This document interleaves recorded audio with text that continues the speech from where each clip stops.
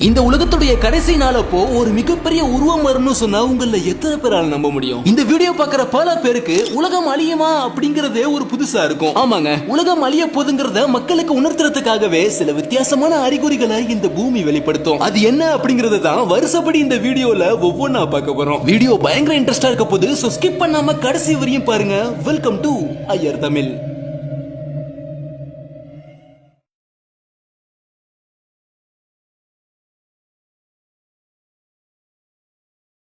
கொஞ்ச நாளா இந்த விஷயத்தை பத்தியே எல்லாரும் பேசுறதுக்கு காரணம் இதுதான். இந்த கடல் தான் திடீர்னு இறந்த ஆமைகளை வெளியே தள்ளுறது, நடுக்கடல்ல இருக்கக்கூடிய மீன் கூட்டங்களை கரையோரத்துக்கு கொண்டு வந்தது. அதுவும் இப்போ ரீசெண்டா ஓர் ஃபிஷ் மற்றும் ஆங்கிலர் ஃபிஷ் அப்படிங்கிற ஆழ்கடல்ல வாழக்கூடிய இந்த ரெண்டு மீனும் கரையோரமா வந்தது தான் இன்னைக்கு உலகம் முழுக்க வைரல். இந்த வீடியோவோட முக்கியமான பார்ட்டான உலகம் அழியும் என்பது உண்மையாம், அப்படி அழியறதுக்கு முன்னாடி ஏற்படுற அறிகுறிகள் என்ன அப்படிங்கறத பார்க்க போறதுக்கு முன்னாடி இந்த ரெண்டு மீன்களை பத்தி பார்த்துட்டு வந்துருவோம்.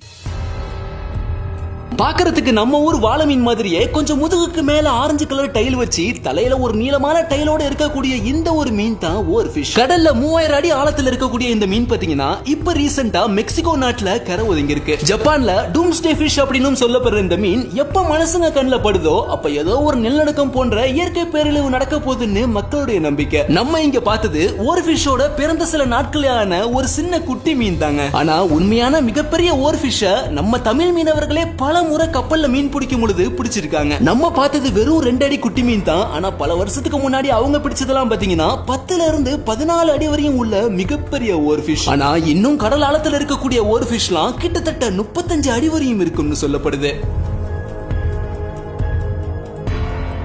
அடுத்து ஆங்கிலர் ஃபிஷ்னு சொல்லப்படுற இந்த ஒரு மீன் ஒரு ஃபிஷ் காணப்பட்ட அதே பிப்ரவரியில தான் மக்கள் குளிக்க போன ஒரு தீவு பகுதிக்கு ஓரமா தண்ணிக்கு மேல மதந்து வந்திருக்கு. பாக்குறதுக்கே விகாரமா இருக்கக்கூடிய இந்த மீன் தலையில கொக்கி போன்ற ஒரு அமைப்பு வச்சிருக்கும். மற்ற சின்ன மீன்களை தசை திருப்பி புடிச்சு சாப்பிடறதுக்கு அதை ஒரு தூண்டில் மாதிரி பயன்படுத்துங்க. அதே சமயத்துல ஆழ்கடல்ல பயங்கர இருட்டா இருக்கிறதுனால தன்னை சுத்தி வெளிச்சம் ஏற்படுறதுக்காகவும் அந்த கொக்கியோட முனையில ஒரு விதமான வெளிச்சம் உண்டாகும். இந்த கான்செப்ட வச்சுதான் ஹாலிவுட் படத்துல இந்த மீனை ஒரு டேஞ்சரஸான ஃபிஷ்ஷா காட்டியிருப்பாங்க. நம்ம பார்த்தது ஆங்கிலர் ஃபிஷோட ஒரு சின்ன குட்டி தான். ஆனா ஆழ்கடல்ல இருக்கக்கூடிய பெரிய ஆங்கிலர் ஃபிஷ்லாம் கிட்டத்தட்ட 50 கிலோவுக்கும் மேல இருக்குன்னு சொல்லப்படுது. சரி, இவ்வளவு ஆழத்துல இருக்கக்கூடிய இந்த ரெண்டு மீனும் ஏன் தான் மேல வந்துச்சு? இன்னும் சில மீன் வகைகளும் ஆமைகளும் ஏன் கூட்ட கூட்டமா கரை ஒதுங்குன்னு கேட்டா, பூமி வெப்பமயமாகுதல், கடலுக்கு அடியில் நிகழக்கூடிய சில மாற்றங்கள் அப்படின்னு சில அறிவியல் ரீதியான பதில்கள் இருந்தாலும் இன்னைக்கு வரையும் இதுக்கு ஒரு சரியான பதில் கிடைக்கவே இல்லைங்க. காரணம், மனுஷன் விண்வெளிக்கு போய் ஆர்வமா ஆராய்ச்சி பண்ண மாதிரி கூட யாரும் கடலுக்கு போய் அந்த அளவுக்கு ஆராய்ச்சி பண்ணதே இல்லைங்க. இன்னைக்கு 14 கோடி கிலோமீட்டர் தூரத்தில் இருக்கிற சூரியனையும் அதை சுத்தி என்னென்ன கோள்கள் இருக்கிறது வரையும் நமக்கு தெரியும். ஆனா வெறும் 10 கிலோமீட்டர் தூரம் ஆழம் இருக்கிற கடலுக்கு அடியில என்னென்ன இருக்குன்னு யாருக்குமே தெரியாது. சொல்ல போனா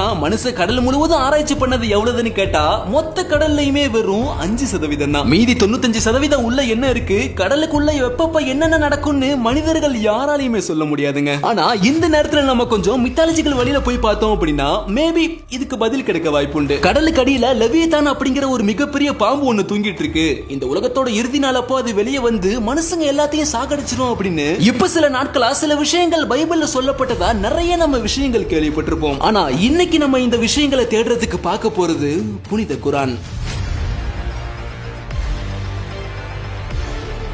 நாங்க எப்படி குர்ஆன்ல உள்ளத படிக்கிறது, அது இஸ்லாமியர்களுக்காக உள்ளது தானே அப்படின்னு நமக்கு ஒரு சின்ன கேள்வி இருக்கும். இல்லைங்க, குர்ஆன் இஸ்லாமியர்களுக்கானது கிடையாது. குர்ஆன் இந்த முழு உலக சமுதாயத்துக்குமானது அப்படின்னு அந்த குர்ஆன்லயே சொல்லப்பட்டிருக்குங்க. அதனால தான் லண்டன் மற்றும் பிரான்ஸ்ல இருந்த டாக்டர் மோரிஸ் உட்பட பல சயின்டிஸ்ட்லாம் அவங்க லேபரட்டரியில குர்ஆனை வச்சிருந்திருக்காங்க. காரணம், அவங்களுக்கு எப்பயெல்லாம் அறிவியல் சார்ந்த கேள்விகள் உண்டாகுமோ அதுக்கு ஏதேனும் பதில் கிடைக்குமா அப்படின்னு குர்ஆனை எடுத்து படிச்சு பார்ப்பாங்களாம். அதே மாதிரி தான் இன்னைக்கு நம்ம நாட்டில் நடக்கிற விஷயங்களை வச்சு குர்ஆன்ல ஏதேனும் உலக மக்களுக்கு சொல்லப்பட்டிருக்கா அப்படிங்கிறது தான் இப்ப நம்ம தெளிவா பார்க்க போறோம். இப்ப ரீசெண்டா சொல்லப்பட்டு இருக்கிற பைபிள் போன்ற சில புனித நூல்கள்ல சொல்லப்பட்டதும் இப்ப நம்ம பார்க்க போற குர்ஆன்ல சொல்லப்பட்டதுக்கும் ஒரே ஒரு விஷயம் தாங்க ஒத்து போகுது. அதாவது மனிதர்கள் எப்பொழுது நன்மையை மறந்து தீமையின் பக்கம் செல்கிறார்களோ அப்ப இந்த உலகம் சில அறிகுறிகளை வெளிப்படுத்தும். அதுதான் மனிதர்களுக்கான ஒரு மிகப்பெரிய எச்சரிக்கை. இந்த கான்செப்ட் தான் குர்ஆன் மற்றும் இதர புனித நூல்களோட ஒத்து போகுதே தவிர மற்றபடி பைபிள்ல சொல்லப்பட்ட லெவியதான் மாதிரி இல்லாம இங்க குர்ஆன்ல கம்ப்ளீட்டா வேறொரு விஷயம் சொல்லப்பட்டிருக்குங்க. அப்படி என்னதான் சொல்லப்பட்ட சொல்லப்பட்டிருக்குங்கிறத இப்ப நம்ம தெளிவா பார்க்க ஆரம்பிப்போம். இந்த விஷயத்தை இந்த வீடியோல நம்ம ரெண்டு பகுதியா பார்ப்போம். முதல்ல புனித குர்ஆன், இரண்டாவது முஹம்மது நபி ஸல்லல்லாஹு அலைஹி வஸல்லம். உலகத்தின் அழிவும் அதனுடைய அறிகுறிகளும் அப்படிங்கிற தலைப்புல குர்ஆன்ல என்ன சொல்லப்பட்டிருக்கு, அப்புறம் முஹம்மது நபி அதை பத்தி மக்களுக்கு என்ன சொன்னாங்க அப்படிங்கிற இந்த ரெண்டு விஷயத்தையும் பார்ப்போம். முதல்ல குர்ஆன்ல பார்த்தோம்னா, அப்போது அவர்களுக்கு எங்கள் வசனங்களை நம்பாதிருந்ததை அவர்களுக்கு அறிவிக்கும் வகையில் நாம் பூமியிலிருந்து ஒரு மிருகத்தை கொண்டு வருவோம். குர்ஆன்ல 27வது அத்தியாயம் 82வது வசனத்துல சொல்லப்பட்ட இந்த வார்த்தைகள் என்ன சொல்லுதுன்னு புரியுதா? இந்த குறிப்பிட்ட வசனத்தை சில அறிஞர்கள் விளக்கம் கொடுக்கறாங்க. மனிதர்கள் எப்போ தவறான வழியில் நடக்க ஆரம்பிக்கிறாங்களோ, எப்பொழுது ஆட்சி அதிகாரங்கள் அநியாயமா நடத்தப்படுதோ, அப்போது பூமியிலிருந்து ஒரு மிருகம் வெளிப்படும். அது தவறான வழியில் இருக்கும் மனிதர்களை கொலை செய்யும் அப்படின்னும், அதோட உலகத்தோட இறுதி நாள் வர்றதாகவும் சொல்றாங்க. அது பூமியோட நிலம் வழியாகவும் வரலாம், கடல் வழியாகவும் வரலாம். உலக அழிவு நாளின் அறிகுறி அப்படின்னு குர்ஆன்ல மொத்தம் 10 அறிகுறிகள் சொல்லப்பட்டிருக்குங்க. அது மட்டும் இல்லாம உலக அழிவு எப்படி இருக்கும், இந்த பூமி எப்படியெல்லாம் அழிய ஆரம்பிக்கும் அப்படிங்கறதும், அந்த நேரத்துல மனிதர்களோட நிலைமை எப்படி இருக்கும் அப்படிங்கிற விஷயம் முதற்கொண்டு ஒவ்வொன்றும் தெளிவா சொல்லப்பட்டிருக்குங்க. இந்த 10 அறிகுறிகள்ல 4வதா சொல்லப்பட்ட அறிகுறி தான் இப்ப நம்ம பார்த்த மிருகம் வெளிப்படுதல். கிட்டத்தட்ட இதே கான்செப்ட்ல பைபிள்ல சொல்லப்பட்டது தான் லெவியதான். மீதி 9 அறிகுறிகள், அது எல்லாத்தையும் என்னன்னு தெரிஞ்சுக்கணும் அப்படின்னா அதுக்கே நம்ம ஒரு தனி வீடியோ போடணும். அந்த விஷயங்களையும் நீங்க தெரிஞ்சுக்க ஆர்வமா இருந்தா மறக்காம கமெண்ட்ல சொல்லுங்க, கூடி சீக்கிரம் அந்த வீடியோவையும் போட்டுருவோம். இப்போ நம்ம இரண்டாவது பகுதியான முஹம்மது நபி ஸல்லல்லாஹு அலைஹி வஸல்லம் அவங்க சொன்ன சில முக்கியமான அறிகுறிகளை பார்ப்போம். இந்த உலகத்தோட இறுதி நாள் அப்போ தஜ்ஜால் அப்படிங்கிற ஒரு மனிதன் வருவானாம். அவன் பார்க்கிறதுக்கு எப்படி இருப்பான் அப்படின்னா, மனிதர்கள் மாதிரி அல்லாம மிகப்பெரிய உருவத்தோட முகத்துல ஒரே ஒரு கண்ணோட இருப்பானாம். இன்னொரு கண்ணை பார்த்தா அந்த இடத்துல கண் இல்லாம கண் இருந்த தழும்பு மட்டும் இருக்கும்னு சொல்லப்படுதுங்க. அவன் நகரக்கூடிய விதம் காற்றை விட வேகமா நகர்ந்து போக முடியும் அப்படின்னும், அவன் நினைச்சா பூமியோட எந்த பகுதிக்கு வேணாலும் நகர்ந்து போக முடியும். அவனோட முக்கிய நோக்கமே மக்களை குழப்புதல். அதாவது இருக்கிற கொஞ்ச நெஞ்ச நல்ல மக்களையும் எப்படியாவது குழப்பத்துக்கு உள்ளாக்கி அவங்கள கெட்டவங்களா மாத்துறது தான் அவனோட முக்கியமான நோக்கமா இருக்கும். அதுக்காக அந்த தஜ்ஜால் என்ன வேணாலும் பண்ணுவான்னு சொல்லப்படுதுங்க. ஆனா ஒரே ஒரு ட்விஸ்ட் என்ன அப்படின்னா, அவன் இந்த உலகத்துல வெறும் 40 நாள் மட்டும்தான் இருப்பான்னு சொல்லப்படுது. ஆனா அந்த 40 நாள்ல இருக்கிற ஒவ்வொரு நாளும் உலகத்துல இருக்கிற மனிதர்களுக்கு அது ஒவ்வொரு மாதமா மிகப்பெரிதா ரொம்ப பொறுமையான நாட்களா தான் கிடக்க ஆரம்பிக்கும். அது ஒரே அந்த தஜ்ஜால் இந்த உலகத்துல மிகப்பெரிய அட்டூழியம் செய்வான்னு சொல்லப்படுதுங்க. 40 நாளுக்கு அப்புறம் என்னவாகும்னு கேட்டா,